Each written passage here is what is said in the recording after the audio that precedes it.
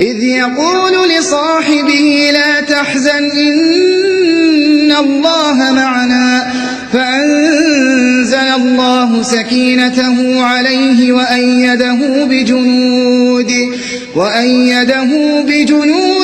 لم تروها وجعل كلمة الذين كفروا السفلى وكلمة الله هي العليا والله عزيز حكيم.